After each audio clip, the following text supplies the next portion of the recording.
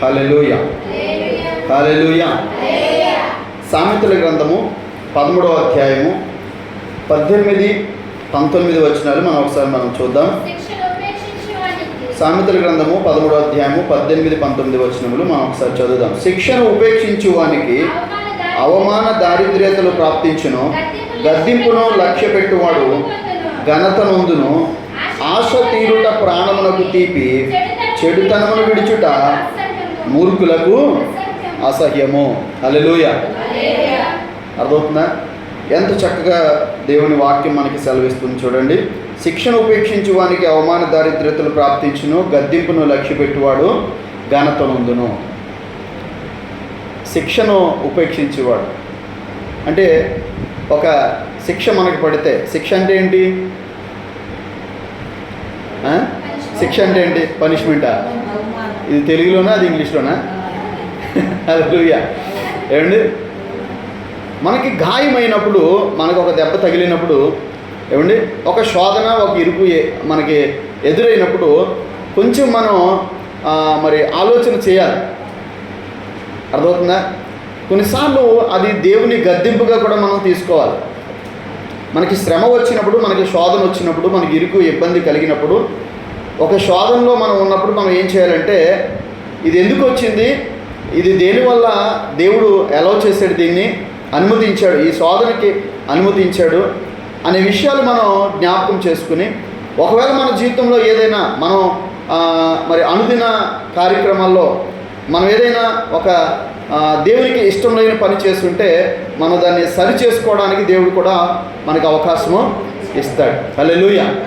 So మనం చేసే పనులు బట్టి కూడా కొన్నిసార్లు మనం ఆ ఫలాన్ని భుజించాల్సి ఉంటుంది. అర్థమవుతుందా?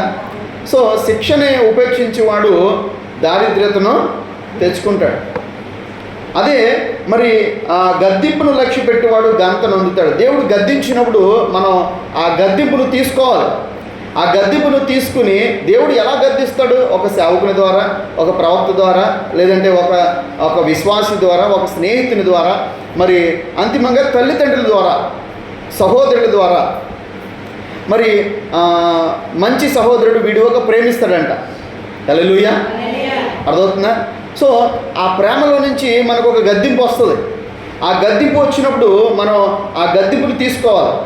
ఆ గద్దింపుని తీసుకుని, ఎందుకు ఈ గద్దింపు నాకు వచ్చింది, ఎందుకు వీరు నన్ను మరి గద్దిస్తున్నారు, కోప్పడుతున్నారు, సో నాలో ఏదైనా లోపం ఉందా, నాలో ఏదైనా తప్పు ఉందా, నాలో ఉన్న మరి చెడుతనం ఏమైనా ఉందా అనేది మనం పరిశీలన చేసుకుని మనం లోబడితే అక్కడ మనం సరిచేయబడతాం.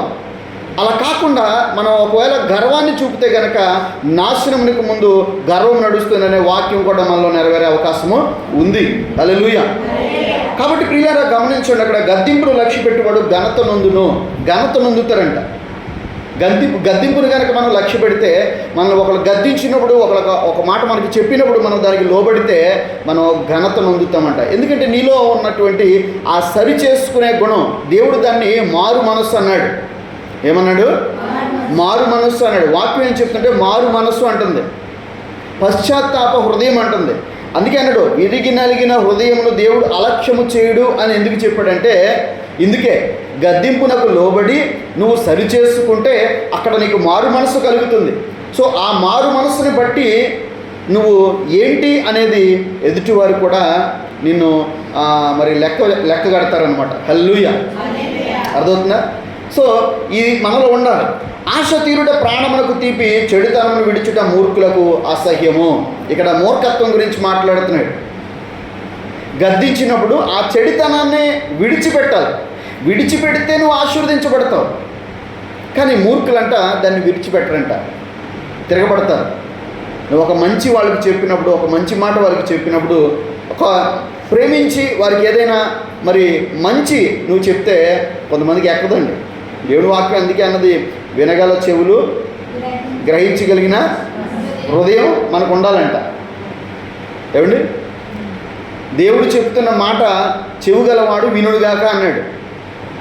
అర్థమైందా? ఒక చెడు మార్గంలో వెళ్తున్న ఒక వ్యక్తికి దేవుని వాక్యం ద్వారానో లేదంటే ప్రేమతోనో మనం ఒక మాట చెప్పినప్పుడు దాన్ని స్వీకరించి దాన్ని మనం ఇది నా కోసమే కదా అని ఒక మాట అనుకుని ఏమండి దాన్ని స్వీకరిస్తే చాలా మంచిది.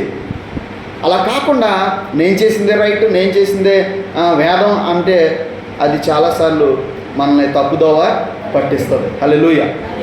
కాబట్టి మనం గమనించుకోవాలి. గద్దింపును లక్ష్యపెట్టువాడు ఘనతనందును, చెడుతనమును విడిచుట మూర్ఖులకు అసహ్యము. మూర్ఖుడు చెడుతనమును విడిచిపెట్టలేడు. హల్లెలూయా. సో ఇది అన్నిటికీ కూడా మనకి తగిన పని కాదు. హల్లెలూయా. సో ఈ వాక్యానికి రిలేటెడ్గా మనం ఇంకో మాట చూద్దాం ఒకసారి. మార్కు సువార్త 10వ అధ్యాయము. హల్లెలూయా. మార్కు సువార్త 10వ అధ్యాయము 17 నుంచి మనం చదివితే అక్కడ ఒక ధనవంతుడు మనకు కనబడతాడు. యేసు ప్రభు వారంట బయలుదేరి ఒక మార్గాన్ని పోచుండగా ఒక ఆయన వచ్చాడంట పరిగెట్టుకుని, సద్బోధకుడా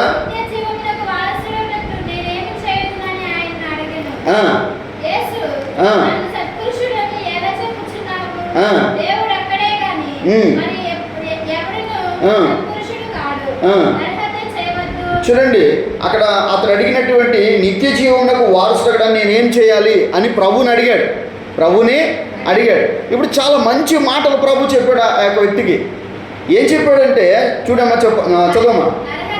నరహత్య చేయవద్దు, వ్యభిచరింపవద్దు, దొంగిలింపవద్దు, అబద్ధ సాక్ష్యం పలకవద్దు, మోసపుచ్చవద్దు, నీ తల్లిదండ్రులను సన్మానింపుము. తెలియదు కదా. చూడండి ఏం చెప్పాడు ఇక్కడ. ఈ లోకంలో ఉన్నటువంటి భ్రష్టత్వాలు, చెడుతనము, వ్యభిచారము, దొంగతనము, ఏమండి నరహత్య, ఇలాంటివేమీ కూడా చేయకూడదని అంటూ చివరిలో అంటున్నాడు ఈ తల్లిదండ్రులను ఏం చేయమంటున్నాడు, సన్మానింపమంటున్నాడు. సన్మానించి చదవమ్మా.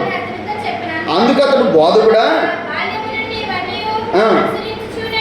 చూడండి ఇవన్నీ నేను అనుసరిస్తున్నాను బాల్యం నుండి. సో ఇతడు అడుగుతుంది దేనికి, దేవుని రాజ్యానికి నేను చేరాలంటే నేను ఏం చేయాలన్నాడు అని అడిగినప్పుడు యేసు ప్రభు వారు ఏం చేయాలో చెప్పారు. చెప్పిన తర్వాత ఇతడు నేను చిన్నతనం నుంచి ఇవన్నీ కూడా చేస్తున్నాను అని చెప్పడం జరిగింది. అప్పుడు మళ్ళీ ఏమవుతుంది చూడండి ఒకసారి. చూడండి అక్కడ యేసు అతన్ని చూసి అతన్ని ప్రేమించి, ఇందాక చెప్పాను కదా ఏమండి సహోదరుడి ప్రేమ ఏమండి మనల్ని ఏం చేస్తుంది అంటే గద్దిస్తుంది, మనల్ని బాగు చేస్తుంది. హల్లెలూయా. ఏమండి అదొక మంచి స్నేహితుడు సహోదరుని వలె ప్రేమిస్తాడంట, విడివక ప్రేమిస్తాడంట. సో అతనిని ప్రేమించి అనే మాట ఎంత చక్కగా ఉంది చూసారు ఇక్కడ. ఇంకా చదవమ్మా. నీవు వెళ్ళి నీ కలిగినవన్నీ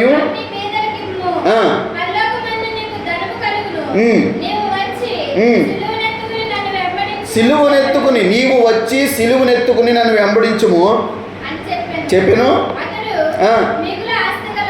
ఇక్కడ ఏమొచ్చిందంటే అతడు మిగుల ఆస్తి గలవాడు గనుక చూసారా పరలోక రాజ్యము ఏమండి అడిగాడు ఆయన. నిత్య జీవమునకు వారసుడవడం నేనేం చేయాలి అని అడిగాడు. చెప్పినప్పుడు ఇవన్నీ నేను పాటిస్తున్నాను, ఇవన్నీ నేను చిన్నతనంలో జరిగిస్తున్నాను అన్నాడు. ఇంకా ఏమన్నా ఉన్నాయా అంటే నీకు కలిగినవన్నీ బీదలకే ఇచ్చి సిలువనెత్తుకుని నన్ను వెంబడించు, అప్పుడు నీకు నిత్యరాజ్యం వస్తుందంటే అతను వ్యసన పడ్డాడంట. హల్లెలూయా. సో అతనిలో ఏముందంటే వ్యసనము ఉంది. ఏ వ్యసనం అంటే గర్వము. ఆ గర్వం ఎక్కడి నుంచి వచ్చిందంటే తనకున్నటువంటి ఆ ఘనమైనటువంటి ధనాన్ని బట్టి. హల్లెలూయా. తనకున్న ధనమును బట్టి ఇప్పుడు ఆశ అయితే ఉంది కానీ ప్రభుని వెంబడించలేకపోయాడు. ముఖము చిన్నబుచ్చుకొని వెనక్కి వెళ్ళిపోయాడంట. హల్లెలూయా. హల్లెలూయా. అందుకే అన్నాడు మరి ఆశ తీరుట ప్రాణములకు తీపి, చెడుతనం విడిచుట మూర్ఖులకు. హల్లెలూయా. ఒక మూర్ఖమైన పని ఈ ధనవంతుడు చేశాడు. ముఖము చిన్నబుచ్చుకుని అతడు వెళ్ళిపోయాడు. హల్లెలూయా. ఆ తర్వాత ప్రభు వారు చెప్తున్నారు అక్కడ ఏమనంటే 24వ వచనం చదివామా. సరే 23 కూడా మనం చదువుదాం. అప్పుడు యేసు చుట్టూ చూచి ఆస్తి గలవారు దేవుని రాజ్యంలో ప్రవేశించారు ఎంతో దుర్లభమని తన శిష్యులతో చెప్పాను. ఆయన మాటలకు శిష్యులు విస్మయమొందిరి. అందుకు యేసు తిరిగి వారితో ఇట్లనెను, పిల్లలారా, తమ ఆస్తి యందు నమ్మిక ఉంచి వారు దేవుని రాజ్యంలో ప్రవేశించడం ఎంతో దుర్లభము. అర్థమవుతుందా? ఏమండి? ఎంతో దుర్లభము. తమ ఆస్తిని చూసుకుని, తన బలమును చూసుకుని విర్రవీగేవారు చాలామంది ఉన్నారు. కానీ అటువంటి పరిస్థితిలో ఉన్నారు. అంటే ధనము ఉన్న వాళ్ళందరూ ఇలా నరకానికి వెళ్ళిపోతారా అని కాదండి. ఇక్కడ ప్రభు చెప్పింది అది కాదు. నీకు ఎన్ని ఉన్నా కానీ ప్రభు మాటకి లోబడితే, ప్రభు చిత్తమునకు నువ్వు లోబడితే చక్కగా నువ్వు దేవుని రాజ్యాన్ని, నిత్య రాజ్యమునకు వారసుడిగా మారచ్చు. హల్లెలూయా. దేవుడు అవకాశం ఇస్తున్నాడు. అర్థమైందా? ఈ సందర్భంలో మనం గమనిస్తే అతడు అడిగిన దానికి సరైన సమాధానం ప్రభు చెప్పారు. ఇప్పుడు వెంబడించాలా లేదా అనేది అతని నిర్ణయం. అతను మారు మనసు పొంది, అవును నేను చిన్నతనం నుంచి పాటించాను కదా, ప్రభు చెప్పారు కదా, నీ ఆస్తిని అమ్మి బీదలకి పంచిపెట్టని, ఏమండి, సో ఇది నేను చేసి నిత్య జీవనకు వారసునిగా ఉంటాను అని ఒక నిర్ణయం తీసుకుంటే, ఒకవేళ ఆ రోజు అబ్రహాంకి ఎలాగైతే దేవుడు సహాయం చేశాడో అలా ప్రభు కూడా ఈ ధనవంతునికి సహాయం చేసేవాడేమో. ఏమన్నాడు? అబ్రహాముని, నీ కుమారుని నాకు ఇవ్వు అన్నప్పుడు అబ్రహాము వెళ్ళి, ఏమండి, ఆ కొండ మీద బలి ఇవ్వడానికి సిద్ధపడ్డాడు. విశ్వాసమును బట్టి అబ్రహాం ఆ కార్యం చేశాడు. సో విశ్వాసమును బట్టి ఈ ధనవంతుడు ప్రభువునందు ఈ కార్యం చేస్తుంటే ఒకవేళ ప్రభు తిరిగి మళ్ళీ తన ఆస్తిని తనకి అప్పగించేవాడేమో. హల్లెలూయా. సో కొన్నిసార్లు మనం ఇందుకే దేవుడు చెప్పేది ఏంటంటే గద్దింపునకు లోబడాలి. దేవుని గద్దింపునకు మనము లోబడాలి. ఆయన చిత్తమునకు మనం లోబడాలి. సో అప్పుడు ఆయన మనల్ని ప్రేమిస్తాడు. అక్కడ చూశారు కదా, ప్రభు అతన్ని ప్రేమించి, హల్లెలూయా, దేవుడు మనల్ని ప్రేమిస్తున్నాడు. ఆయన మన ఆస్తిని అడగడండి. మనం చూసే అవిధేయతను బట్టి అతడు వీటిని మన ముందు ఉంచాడు. ఒకవేళ మనం ఆయన మాటకి లోబడితే చాలా చక్కగా ప్రభువే మనల్ని దీవిస్తాడు. యెహోవా యందు భయభక్తులే ఐశ్వర్యం అన్నాడు. ఐశ్వర్యం అంటే ఏంటి? ధనమా, బంగారమా, వెండి బంగారాలా? కాదండి. ప్రభువుని కలిగి ఉండడమే మనకి ఐశ్వర్యము. హల్లెలూయా. సో మనం ఇది తెలుసుకుని ప్రభునందు మనం నమ్మకంగా నడిస్తే దేవుడు మనల్ని ఆశీర్వదిస్తాడు. హల్లెలూయా. ఇంకో మాట మనం చూద్దాం. చూడండి, మొదటి రాజులు గ్రంథము, పాత నిబంధన మొదటి రాజుల గ్రంథము, మొదటి అధ్యాయం 29వ వచనం మనం ఒకసారి చూద్దాం. అక్కడ దావీదు బెత్షెబా యొక్క మాటల సందర్భం ఉంటుందన్నమాట. అప్పుడు రాజు ప్రమాణపూర్వకంగా చెప్పినది ఏమనగా, సకలమైన ఉపద్రవములలో నుండి నన్ను విడిపించిన యెహోవా జీవము తోడు. హల్లెలూయా.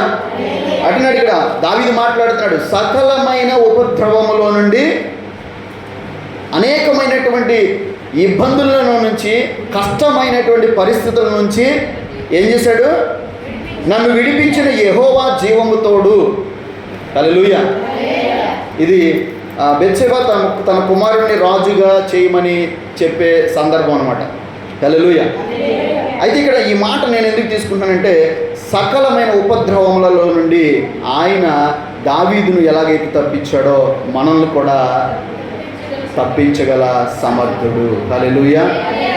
ఆయన నిన్న నేడు నిరంతరం ఏకరీతిగా ఉన్న దేవుడు కనుక మనకున్నటువంటి ఉపద్రవములలో నుంచి, కష్టములో నుంచి, ఇరుకులో నుంచి, ఇబ్బందుల నుంచి ఆయన తప్పించగలడు, తప్పిస్తాడు. మనం ఆయన గద్దింపునకు లోబడాలి, ఆయన చిత్తమునకు మనం లోబడాలి, మారు మనస్సు కలిగి ఆయనను వెంబడించాలి. హల్లెలూయా. ఒక మాట ఏముందంటే, ధనాపేక్ష సమస్త కీడులకు మూలము అన్నారు. హల్లెలూయా. సో ఈరోజు మనం దేవుని యొక్క మాటకి మనం విలువించిన వారమైతే, మారు మనస్సు కలిగి, ఏమండి, దుర్వ్యసనముల నుండి, దుర్బుద్ధి నుండి, ఏమండి, లోక సంబంధమైన ఆశల నుంచి మనం విడుదల పొందుకోవాలి. దేవుని మాటను మనం అనుసరించే వారుగా ఉండి, దేవుని చిత్తానికి మనం లోబడి మారు మనసు కలిగి పశ్చాత్తాపడి దేవుని వెంబడిస్తే మనం బహుగా దీవించబడతాం. హల్లెలూయా. ఎంతమందికి అర్థమైంది? అందరికి అర్థమైందా? దేవుడి కొద్ది మాటలు దీవించును గాక. God bless you. ప్రార్థన చేసుకుందాం.